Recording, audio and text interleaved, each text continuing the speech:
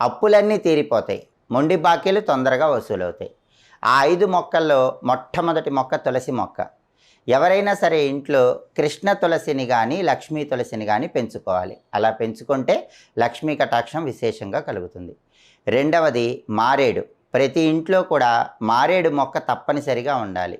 ఏ ఇంటి ఆవరణలో అయితే మారేడు మొక్క పెంచుతూ ప్రతి శుక్రవారము కూడా మారేడు మొక్క దగ్గర దీపం పెట్టి శ్రీ వృక్షాయై శ్రీనివాసాయై నమః అని 11 సార్లు చదువుకుంటారో ఆ ఇంట్లో లక్ష్మీదేవి గల్లు గల్లుమని నాట్యం చేస్తుంది. ఆ తర్వాత మూడవ చెట్టు ఉసిరిక చెట్టు. ఈ ఉసిరిక చెట్టులో పెద్ద ఉసిరి అని ఉంటుంది. ఈ పెద్ద ఉసిరిని ఇంటి ఆవరణలో పెంచినట్లయితే లక్ష్మీనారాయణలిద్దరి అనుగ్రహము విశేషంగా కలుగుతుంది. ఆ తర్వాత 4వ చెట్టు అరటి చెట్టు.